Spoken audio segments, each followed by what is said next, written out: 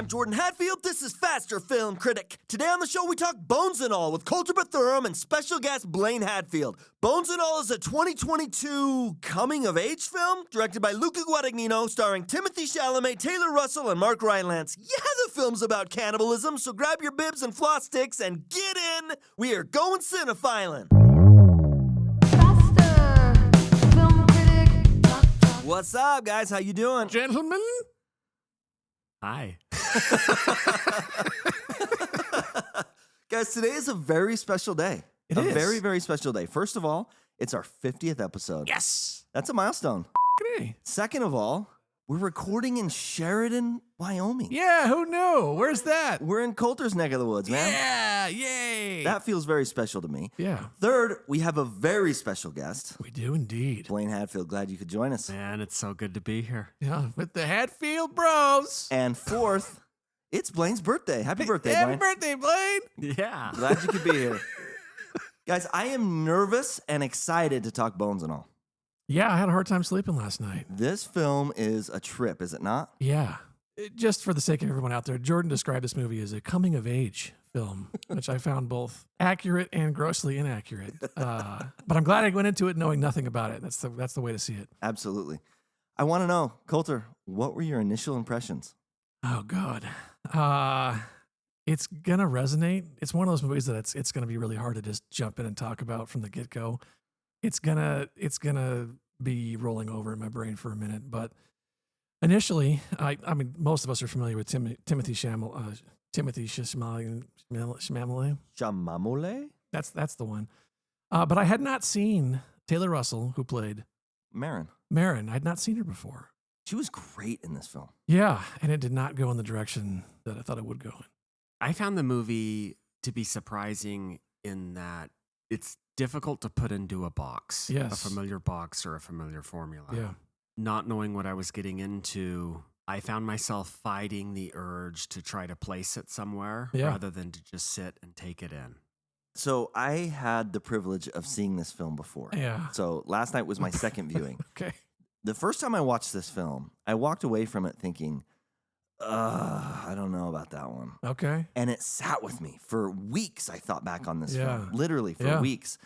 And I came to appreciate it more and more. And in the second viewing, I saw it in, I don't want to say a new light because it's still very much the same film. The themes are the same. The heaviness is the same. The darkness is still there. But I was able to really kind of dive into what Luca Guadagnino was trying to convey. And man, I got to say, I was really surprised, Yeah. even after having seen it before, coming out of the film the second time. One thing I love so much about it is the emotional complexity. You've got Marin and you've got Lee, and these are cannibals. These Yeah. are the monsters of the film. Yes. And yet you care so much about them. Yeah. Yeah, they make it easy to. Yeah, they make it very easy to. You connect with them and you're cheering for them and you're rooting for them. And then you see them eat somebody and you're like, oh my gosh, this is so bad. This is so Yeah, gross. This is so yeah. heavy. This is Yes. and then in the next scene, you're rooting for them again. Yeah. Did you experience that? Did you Yeah. guys feel that? So two things. It's always fun to watch a movie that you've seen that you're watching with an audience that hasn't seen it before. There's something kind of fun about that to see how other people react to that. And then two, I don't know how you guys felt, but it's not knowing where anything was going. There's a pretty soft setup, and we're getting to know these characters. The Marin and her dad are kind of living in this very realistically depicted kind of rundown neighborhood, rundown house. And then we see her kind of go off and hang out with her friends. And we know that she doesn't have a whole lot of friends. That's established. But then they're hanging out. And then out of nowhere, she reaches over and just clamps down on her friend's finger and she, literally pulls the skin off her bone. And I remember I'm thinking, what in the hell? what are we in for here? Yeah, and then continuing from there, it got equally surprising when she returned home. And Yeah. her father was familiar with all of it and had Yeah. a working plan about what to do from there. Yeah. I didn't suspect cannibalism. I thought this was going to be a vampire kind of movie. Yeah. So yeah, right then, from that moment on, I didn't know what to expect.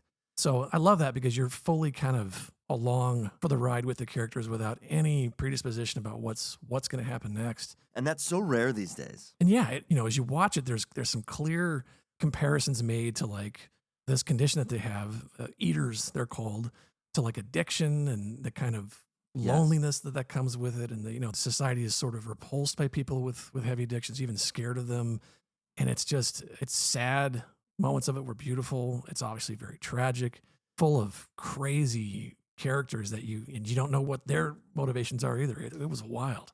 So the cannibalism is a very real aspect of the film, Yeah. but it is definitely a metaphor. Yeah, for sure. It is a metaphor for trauma. It is a metaphor for addiction. Yeah. Is a metaphor for the search of human connection. Yeah. In the film, you get a lot of that. And every character in the film has been abandoned by their Yes. family to Yeah, some yeah, degree. Yeah. And so they're hungering after flesh, Yeah. but they're also hungering after a belonging Yeah, connection. and, Yeah. an identity. Yeah. And so I think the romance, Blaine, you mentioned earlier that it's hard to put this film in a box, and I absolutely agree. That's partly why I appreciate this film so much, is it is a coming-of-age film. It is a road trip film, but it's also an incredibly heavy, disgusting horror film, Yeah. right? Yes. I love that complexity, and the romance juxtaposed to this kind Yeah. of horror Yeah. is really unsettling. Yeah. I think trying to put it in a box, like you say, is a very difficult thing to do. I spent the first part of the film watching it as though I was watching a metaphor. Mm. And I was trying to figure out what the metaphor was. Was it trauma? Was Yeah. it abandonment? Was it sexual orientation? Yeah. Is it a film Yeah, about yeah. capitalism? Yeah. Oh. And then I recalled that it was Luca Guadagnino who shot it. Yeah. Idu Picciot Siciliano. I thought, this is an Italian from Palermo, right? Paesino Palermo. That's right. I'm like, no, this is an existential film.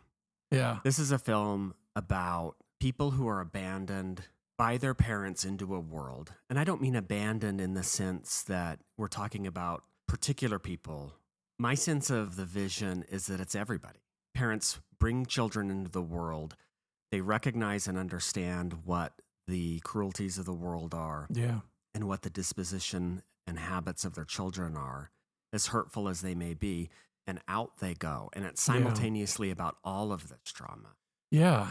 That's a pretty poignant perspective. And I think also about passing on traits, because we learn later Marin's mom was also an eater, Sure was. as was, I think, Lee's father. It hints at it, never confirmed. Okay, But I wasn't entirely sure on that point or not, but the traits that, for better or worse, that parents pass on to their kids.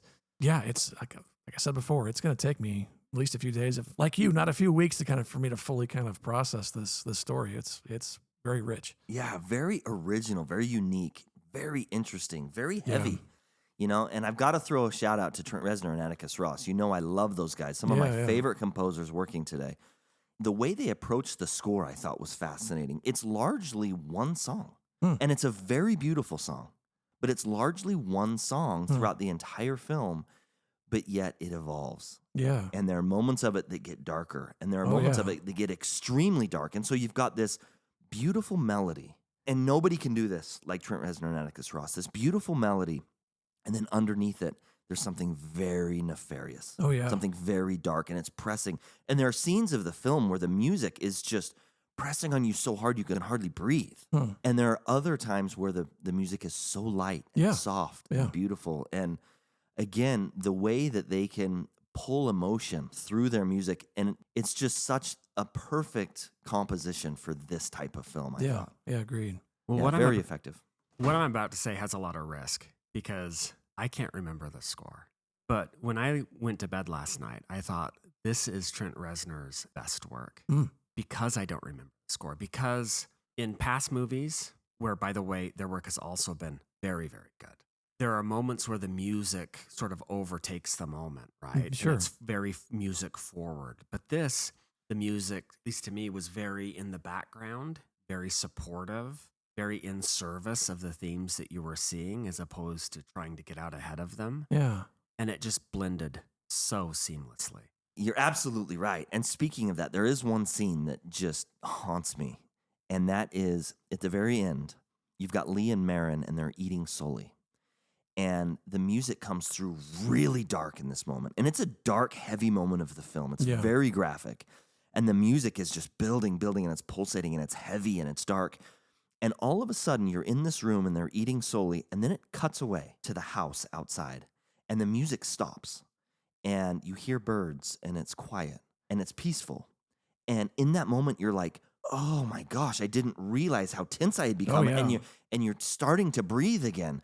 And then as soon as you just start to get comfortable again, boom, it's back Oh, in the yeah. room. Yeah. And that music is just, again, heavy Yeah. and pulsating, and they're Yeah. munching and chewing and gnashing. And it's just, oh man, it's Yeah. so dark and heavy. And Yeah. It's tough to kind of reground an audience after a moment like that, only to suck them back into like, I know. You thought you stepped outside and got a breath of fresh air for a minute, didn't you? Well, you didn't. yeah. Yeah, and the genius of that moment particularly, because it reminds the audience that in serene environments where everything feels okay, sometimes there are horrors Oh, yeah. behind those doors. Oh, yeah. Yeah. Yeah. Yeah. It felt very real and very disturbing and very heavy and very effective. Yes. This is a Yeah. film about cannibalism, but I love that Luca Guadagnino doesn't sensationalize the content, right? It's very raw, it's very real. He avoids CGI, Yeah. particularly with the cannibalism, it's largely practical effects, Yes. which again makes it all the more disturbing, all the more impactful. Yeah. Wonderful choice there by Luca Guadagnino. He just such an interesting filmmaker. Yeah. When what you see is that flesh is actually stretching in front of the camera, there is something visceral about that for sure. And little things like that matter to me, like the color of blood. That's kind of varied wildly from horror films to like vibrant red and 70s horror. And it was intentional. They wanted it to be that punchy. But with this, it's darker, it's brown, there's you can almost smell it when when it's spilled across the hardwood floor. It's like there's something sticky and It just comes across as so real. Yes, yeah. And it's those scenes that made me originally think that this was a movie about capitalism. Oh, okay. I want to hear more about that. Yeah. Yeah, explain. Because you have all of these, and by the way, I will later walk back that view. I think it's something much bigger than that. Okay. But that was my original impression. Huh. Because in business, you often have partnerships where you have these allegiances and then you eat each other alive. Okay. And it's all okay. And that's what you saw through the characters, right? You saw these symbiotic relationships where Sully can smell another eater, Yeah. but in a kind of a truce, tries to bring her on board, right? Tries to find some synergy, some camaraderie. Yeah. And then they both scare each other. Sure. They both secretly distrust each other. They're both very mindful that the other person could betray them at any moment. Yeah. And that feels like a corporate capitalistic environment, right? I've Leveraging known those people. relationships and- yeah. yeah. And then at the end or towards the end, you get the willingness to eat each other, like a takeover or a promotion, or right there are a weird combination of events that make that feel like a metaphor for modern capitalism. Now, again, I just want to say I think the movie's about more than that. But as I wrestled with myself to try to categorize this movie, that's where my mind went, and it was those scenes that brought that out. Interesting. That's really interesting. Yeah. Yeah, I did not go there. Yeah, well, there's an interesting thing that Lee says to Marin at some point. He goes, look, you can either lean into this and eat people, you can delete yourself, or you are going to get institutionalized. Like those are your three options. Like that's our life. Yeah. That does kind of echo what you're saying. I mean, you can roll over, show your belly and give up, eat your competition, or so this is a bit of an aside. I don't think Luca Guadagnino was making this point in the movie. Sure. But it is a conversation that I've heard recently around AI, which is we're terrified of AI. We're terrified of what the potential risks are. But if we don't do it, who will? Yeah. Yeah. Be first, stay ahead. Yeah. What will you do? Yeah. Ugh, gross. Very interesting. Man, you've given me some things to think about for sure. I'm going to think about this film in a new light. We have been talking a lot about the horror aspects of this film, and it is horrific, but this isn't a straight horror film. No. It is a coming-of-age film. Yeah. And you weren't wrong. there's a romance that's take place between these two characters, between Marin and Lee. Did that work for you? Well, it was those scenes that made me think that this was much more of an existential movie from 30,000 feet than about an exegesis of any particular, like mental health, like trauma. It's simultaneously all of those things, but there were moments where the actors were very happy together and they chose to ignore or work within their illness, right? And you don't know for how long those moments are because Luca Guadagnino doesn't treat those as important. Yeah. So there's a passage of time that you don't really comprehend. And I think that's very intentional. So Yeah, it was those scenes of love. The scene at the end where they're on the bluff, presumably in Nebraska, and it's a quiet romantic moment and the world is serene. Yeah. Yeah, that all lends itself to my thought that we live with illness and we internalize illness and we Yes. can't escape. Forgive me for saying illness, but trying to think of the broadest possible word here. I think- Conflict, yeah. trauma, like Mhm. all of that, and how we can choose to ignore it in our own lives, but ultimately we're always coming back to that and we're finding association with people who Yeah. have similar Yes. issues. Yeah, that there's a codependency aspect to. We talked about addiction being kind of one of the more obvious themes of this, and how realistically those two characters kind of do depend on each other, and they form that codependency. And also, like addiction, most people end up hurting not just themselves, but everybody else around them. And we see them either be abandoned by their family or drive their family away. And in Lee's case, it was the relationship with his sister is kind of highlighted and how that's caused a lot of distance and angst. But it was equal parts beautiful and tragic that you can't fault somebody for going through something and wanting to kind of be able to relate to somebody and have a connection with somebody based on these very unique set of experiences. But you also kind of know in the back of your head that it's a tragedy in the making, and choosing to end the film on the two of them in this moment of hope versus what we just saw before that was a kind of a nice way to, I think, end the story. But I wouldn't be surprised if they had other endings in mind originally for this. Yeah, and I want to talk about the end Okay. for a minute because my interpretation is that Lee died in the end. Oh, okay. Lee gets stabbed and she's eating at him, and I believe that he died. And then it goes to the bluff and it shows you kind of what could have been. It shows you that, they are Yeah. now one. She's eaten him. They're together. Yeah. How did you interpret that? I maybe it just at face value, like that it was just a nice memory, but it's a very specific memory. It's the two of them alone in a very serene setting, peaceful. They're both kind of shirtless and she's hugging him from behind, which I think visually there's something trying to be said there, although I don't know. I can't parse that out just yet. Obviously that it's an indication of them both being very vulnerable with each other and vulnerable also with their environment. I mean, most of us, we're going to take our shirt off like me. It's always inside my house. Occasionally at Walmart. I love going naked at But Walmart. yeah, I don't know. I took it at face value is that it was just a memory of, a little bit of hope to kind of balance out all the awfulness that we saw before that. I took it at face value as well. But with your question, Jordan, I think that deserves to be explored. Yeah, as I think about it, this wasn't in the movie, but what if she ate him for her first time, bones and all? That's what I kind of See, thought. that's Yeah, exactly how I interpret it. Yeah. Yeah, that's not how I interpret it. She ate him, bones and all. And with that, she transcended into a space that had been alluded to prior. Yeah, there and was it's a setup. the name of the movie. Yeah. Where it's like, once you do that, because the scene where they met the two men in the park. Jake, Yeah, played thank by you. Michael Stolberg, who was fantastic. Yeah. Loved his character. Yeah, and you're going to need to help me with both of their names. Yeah.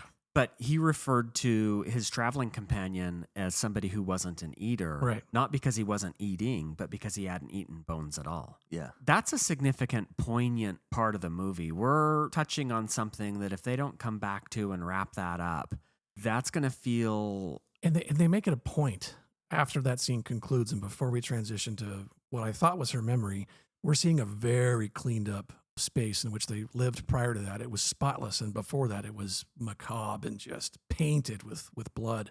So to your point, I think that may have been it. I mean, the indication was that it was all gone, including him. Yeah, she packed up and moved on. That's how I Yeah. interpret it. Yeah. That's how I saw it. I did love their relationship. I thought Taylor Russell was absolutely amazing in this film. And more props to Luca Guadagnino. Many scenes in this film were left improvised. I didn't know So that. Luca wanted Timothy Chalamet and Taylor Russell to Okay. improv a lot of their scenes together Okay. because he wanted to build a natural chemistry. Sure. I thought their relationship there was complex and it felt authentic and it Yeah. felt real. And like I said, it really drew me in emotionally to both of these characters. I'm rooting for them the whole time because of it. Yeah, So I absolutely. really liked their relationship. Rooting for them the whole time, but at the same time knowing that it's probably not going to end well. Yeah. Yeah, I ended asking myself, who is this actor, Taylor Russell? Like, she's phenomenal. Yeah, she is. She played this exceedingly well. Where is she? Where are her other roles? Yeah. And I don't mean to downplay what she's done elsewhere. This is my own ignorance, not a No, reflection of I'm her right there work with you. whatsoever. Yeah. But more of her, please. Yeah, I agree. She played in Waves, a 2019 film, which is really the only other thing I'm familiar with. I agree. I want to see more of her. She was great. Guys, I want Absolutely. to talk about Sully. What did you think of Sully? Yeah, let's talk about Sully. He comes across as sort of well-intentioned, but immediately also off-putting. Very. And obviously the way he's dressed, and he's got this hat with a strange feather in it, and these like trinkets all over his, he's just very eclectic. Mike Rylance was the perfect casting choice for this role. Yeah. Gosh, yes. Yeah. He was perfect. Yeah, nobody else. And here's something that I thought was really cool is he designed his own costumes. Okay. And he chose to do that intentionally, which is not something I'd ever heard of. I mean, Yeah, I'm sure no. it happens, but Sure. not something I'd ever heard of. He did it intentionally because he wanted to really inhabit this character, Okay. both inside and out. Yeah. The ponytail and the feather in the Yeah. cap. I mean, all of it was his design in Interesting. trying to become this person. Yeah. Wow, he was effective. Well, if that's true, mad props to Luca Guadagnino for allowing that. Yeah. Because you just described an environment where he also allowed the two leads to improvise and to introduce their own personal takes. Yeah, these are profound decisions for a director to make, and a lot of trust. That's super cool. Yeah, that's the thing. A lot of trust. Did you see his turn coming, and did you think it was going to be that pronounced and sharp in terms of Sully kind of, he seemed to kind of exercise a certain amount of understanding and patience, and kind of like he wanted to be like an like an Obi-Wan Kenobi to her for eaters, but Yeah, I loved it. I thought it showed so much writing restraint because at any time you were expecting him to do the thing that he never did. yeah, And even when he climbed up on top of her and was smothering her, it was about proximity for him in the moment in a way that maybe your presuppositions about his character played. You expected him to kill her. You expected him to try to smother her. And in Yeah. fact, it was the opposite. When Timothée Chalamet threw the bag over his head, they were the ones that were betraying him. yeah, And that kind of restraint in the writing and in that character development, man, in my view, that's just as good as it gets. yeah. When the turn happens and he shows up in their place towards the end of the movie, obviously the creepy aspect of his character had been pretty well defined, or certainly heavily hinted at before that. But then it took this kind of sexual undertone for me that I didn't want to be true about him. Yeah. I don't know if that makes sense or not. So, I'm right there with you. but it was. And then of course, by then I was ready to see him go. I mean, there's that shot where he's hovering right above the camera and is salivating. And I'm thinking, oh God, is he salivating because that's just gravity pulling it out of his mouth towards the camera? Or is he hungry? Is he going to eat her? Yeah. That's all this mixture of like motivations that you're not quite sure where he's coming from. And it's so weird because the few rules that are set up in this movie early on is that we only get it from one source, which is Sully, which is eaters aren't supposed to eat other eaters. Yeah, and it was that scene that you're referring to that, in my opinion, makes this a horror movie. Oh, Not the blood and okay. not the eating. Huh. Because what he's doing is he's holding in near perfect tension things that you expect to happen that never happen. Yeah. He could have raped her if Oh, he sure, wanted to. sure. He didn't. Yeah. He could have killed her if he wanted to. Dozens of times in the movies. Right. He didn't. You're set up with this extraordinary tension about what's about to befall you, right? Yeah. And he never takes that next step. Yeah. And it just builds and it builds. Yeah. Masterfully subverting expectations, which is not an easy thing to do. And a lot of people just don't have patience for it, which is probably why these movies don't get. Well, I hadn't even heard of this movie before that. I'm embarrassed to say that after having seen it, but It came out in a time when movies were struggling. Yeah. 2022, Yeah. shortly after COVID, and Yeah. people weren't going to the movie theaters, and I think that hurt this film. I think it's one Yeah. that needs to be seen. Guys, it's lunchtime. I'm hungry. What do you guys say about barbecue? Should we hit a barbecue yeah, joint? yeah. Heck Yeah, yeah. sounds good. I could do some ribs right Yeah. now. Sounds pretty good. Yeah, as long as they're rare. Yeah. It's time to rate Bones and All on a scale of 1 to 5. What do you guys give it? Oh my God. Bones and all. This is a really tough one. This movie deserves a little bit more digestion. You see what I did there? It deserves a little bit more thought, I think. My initial, if you're holding a gun to my head or you're about to chew a chunk of flesh off my arm, I would go with a 4. I think upon further reflection, it would be a little bit higher than that. So it's between a 4 and a 4.5. Actors are amazing. The writing's amazing. The pace is really maybe a little bit long-winded, but that's not to say that there was a wasted shot or a wasted moment in the entire movie. And it's extremely thought-provoking.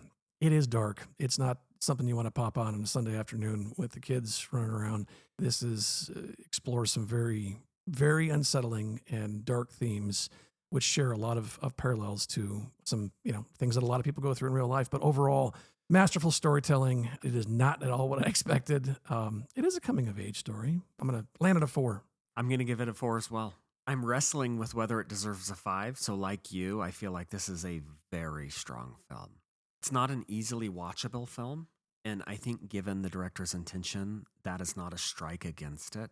There's nobody involved in this movie that thought this was something you would put on casually and watch it with friends. You know what I mean? Yeah. But that does make it a difficult film to rate, right? Because it's, as much as I am happy to have seen it, and it's a film that I would recommend to anybody, it's also not a film that I'm going to come back to too easily. Sure. The other part of it is this movie is in so many ways why I go to see movies. Yeah. It's to show me something that isn't formula, to give me something, to make me think about something in a new way. I guess if there is a criticism in all of that, because that's a very large compliment, it still isn't entirely clear what the movie was trying to say. I get there's a metaphor in there. I'm convinced of my own thoughts about what that metaphor is, but that doesn't mean I'm certain that that's actually what the director was trying to say. Sure. And that's cool. And sometimes you want to know. So I'm going to land on a 4. Great movie. Phenomenal. The first time I saw this film, I walked out of it between a 3.5 and 4. That's where I felt. After a second viewing, I'm going to very easily land on a 5. I thought this film was absolutely incredible. It is not easily accessible, for sure. This is not a film for mass audiences, but for someone who is interested in something that is really going to toy with your emotions in a new way, that's going to bring you to tears and also turn you in disgust. Man, there are very few films out there like Bones and All. Yeah. This definitely made me hungry for more from Luca Guadagnino. I can't wait to see what he does in the future. I'm going to give this film 5 stars, but we want to know, what did you think of Bones and All? Please tell us. As discussed, Luca Guadagnino directs Bones and All with courage and a subversion of formula. But if you want a film that goes the distance where Luca Guadagnino showed restraint, I recommend 1996's The Nutty Professor, a film not afraid to put on display the gastrointestinal issues of a meat-heavy diet. Directed by Tom Shattuck and featuring Eddie Murphy, Jada Pinkett Smith, and James Coburn, The Nutty Professor also subverts expectations in ways that are more in line with my own levels of maturity. Thank you for listening to Faster Film Critic, and please join us next week when we take it a little lighter with the Fantastic Four First Steps. You can also follow us on Letterboxd, Cinetrack, and Instagram. Email us at fasterfilmcritic@gmail.com. Hit us up with questions, comments, feedback, or review requests, and please share this episode with your movie-loving friends.